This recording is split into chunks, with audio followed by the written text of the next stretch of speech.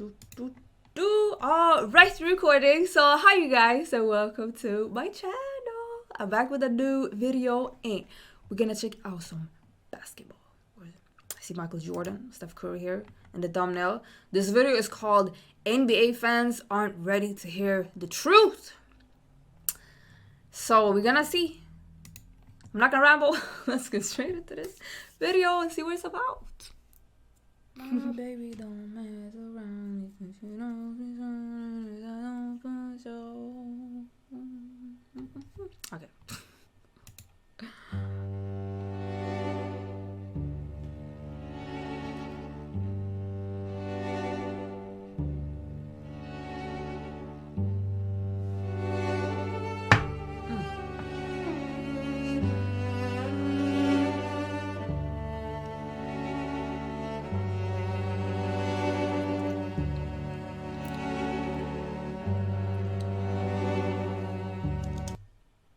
Whoever voted for Ben Simmons for the 2021 MVP should be shot. The other ones, I got this one. Like, you guys give Ben Simmons a break. Sheesh! People going in on him. The good old hot take. The necessary evil of the sports world. Through the good ones, the bad ones, and the downright atrocious ones. We once again find ourselves racking our brains, trying to figure out how some people come up with this nonsense. But today, I've done the brain racking for you and found some of the hottest NBA takes on the internet. So, buckle up. This may be a bumpy ride. Okay. It's been a couple months since our last edition of NBA Hot Takes, so despite my head still reeling from our last batch, we've got some new scorchers to take a look at. You'd think I'd know better than to peer into the cold, soulless abyss of casual NBA fandom by now. But I'm sick. I can't help myself, and I've got nothing better to do. So here we are. Now this first one, some people are not going to be happy with. This NBA fan says, in terms of excitement, Steph is this generation's Jordan. Okay. And I agree. Steph may not be this generation's best player, but when it comes to drawing eyes and attention and putting on an absolute show, there's no one that does it like Stephen Curry. The deep threes, the antics, the fact that he's still on the same team that drafted him. It all adds to the Steph experience that fans across the globe love about watching him play. This man has kids on the other side of the planet rocking his jersey trying to knock down look-away threes. This relatively small, unassuming athlete who wasn't a superstar recruit, rising through the NBA ranks and winning titles amongst giants. How can you not love the guy? Is there anything as thrilling as watching Steph come down the court? Defense absolutely scrambling, trying, hoping they can stall the inevitable. But it's too late. Steph is pulling up from 30 feet, and the outcome is already set in stone. Curry, long distance. Bang!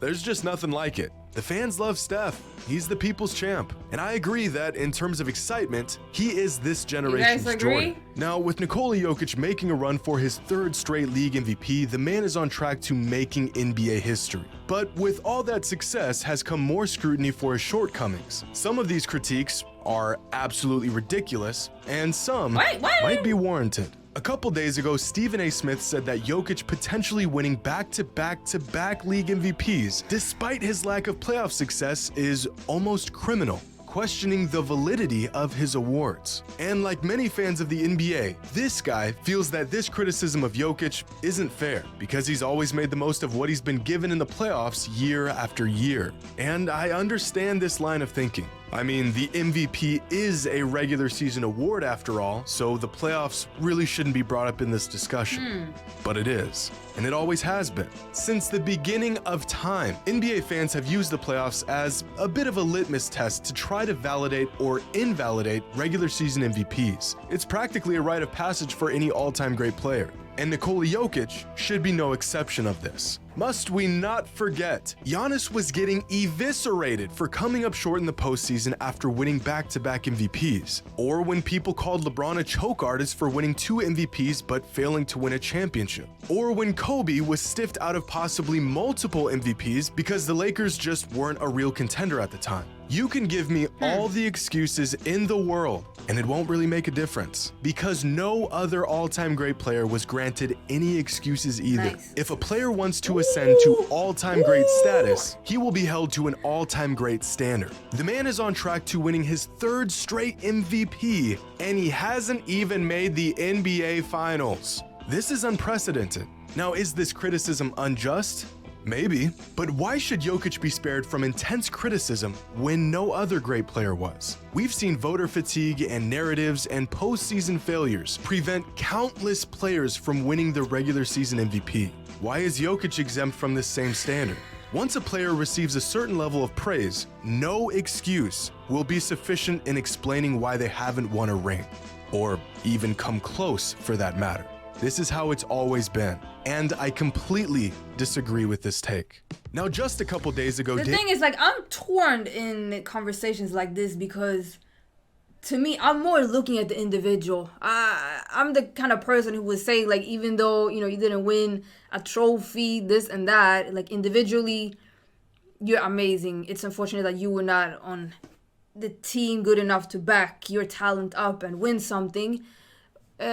But then some people are going to say, oh, because I'm sure there is people that are, I'm not going to say not good, but like they won trophies just because they weren't a great team. But individually, they should not have won a trophy. So it's like, I understand the stats and trophies and stuff that are important, but at the same time, like I still think that we should look at the individual. Do you guys understand what I'm trying to say here? But anyways.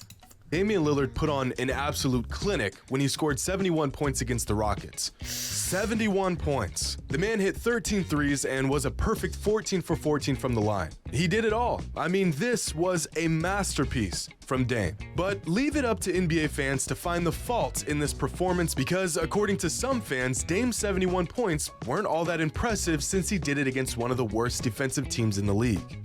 You heard that correctly. Scoring 71 points in an NBA game is no longer impressive if you do it against a bad defensive team. And this take is so unhinged that I almost don't want to even address it.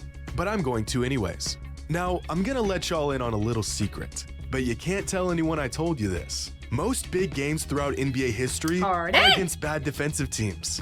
Surprise! Pretty crazy, right? Wilt's 100-point game in 1962 was against the Knicks, who were the 2nd worst defensive team in the league at the time. Kobe Bryant's 81 in 2006 was against the Raptors, who were also the 2nd worst defensive team in the league. And David Thompson's 73 in 1978 was against the Pistons, who were the 9th worst defensive team in the league at the time. In fact, this is the case with nearly every all-time big scoring night throughout NBA history. LeBron's career high was against the Bobcats, who were the worst defensive team in the league. Shaq's career high was against the Clippers, who were also the worst defensive team in the league. Steph's career high was against the 3rd worst defensive team in the league, and Michael Jordan's career high was against the 9th worst defensive team in the league at the time. Even Donovan Mitchell's 71 earlier this season was against the 5th worst defense in the entire NBA. It's like some fans have to search for a reason to discredit some players. Like, come on. Dame could have scored 71 on the worst defensive team ever, and it still would have been an incredible accomplishment. You could put me in front of your local youth league championship team, and I couldn't score 71 points in 39 minutes. Yeah, like every season, every single player gets a shot to go crazy on bad defensive teams. There has been thousands of opportunities for players to use these bad teams as their punching bag,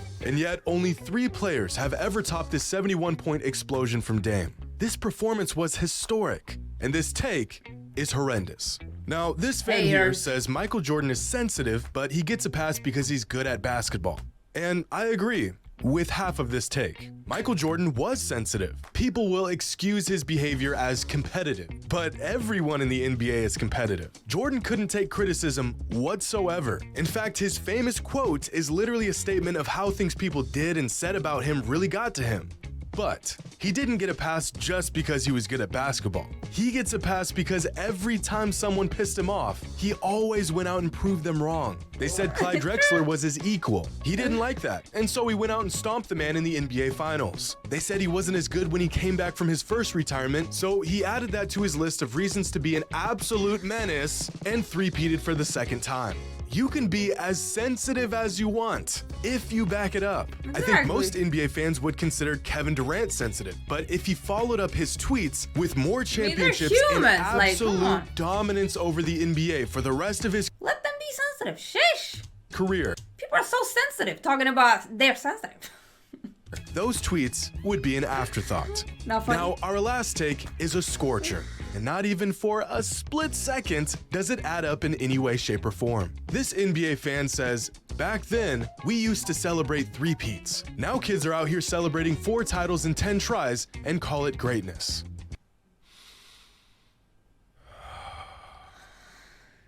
This is so stupid. Now, clearly, this is referring to LeBron James. To which I genuinely ask this fan, and fans who think like this, do you really think LeBron's career hasn't been great?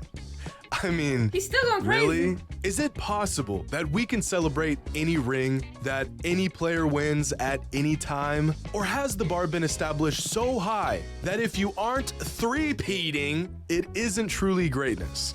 All right, everyone, new rule. No celebrating rings or titles or MVPs or big or small successes anymore. We are only celebrating three-peats. Dirk's ring wasn't great. The bum only won 1 in 21 years. Boston's ring in 08, worthless. Raptors in 2019, bums. Bucks in 2021, Giannis and the gang, bums. We don't celebrate that. Get that out of here. You can find an argument for everything. I just can't believe some fans actually think like this. I mean, according to this logic, no one in the entire NBA right now should be celebrated. We need to drop this whole rings or bust discourse altogether. It's just silly, and it's a bad faith argument to discredit really awesome players. In fact, this same fan goes on to share posts celebrating the greatness of players like Damian Lillard and John Stockton, who've never won a ring. And most ironic of all, this fan goes on to say that the '89 Cleveland Cavaliers were the greatest team in franchise history, literally describing a team that was bounced out of the first round of the playoffs as the greatest. So not only is this line of thinking flat out wrong, it's disingenuous. A player doesn't need to pull off the greatest feat in the history of the game to be great. Greatness comes in many different shapes and forms. And apparently, so do takes on the NBA. And unfortunately, that's all the racking my brain can handle in one sitting. But y'all know the drill. Leave a comment with your hottest NBA take. You know the drill. The better. Or worse. Hope you all enjoyed. And as always, until next time. Right. I mean, you can make a point argument about anything, really. So, yeah. What do you guys think? Did you guys like this truth? Agree, disagree? I mean, I guess that's what keeps the sport alive. Just, you know, trying to find reasons and stuff like that for anything. How you twist and turn things when you're looking at the greatest, or if it's impressive or not. Like, you can twist and turn it and find our argument. You know, that sounds reasonable, like, for anything, really. But, yeah. Anyways, I'm gonna stop talking. Appreciate you guys watching. Like, comment, subscribe, all that good stuff. And hopefully I'll see you in another video.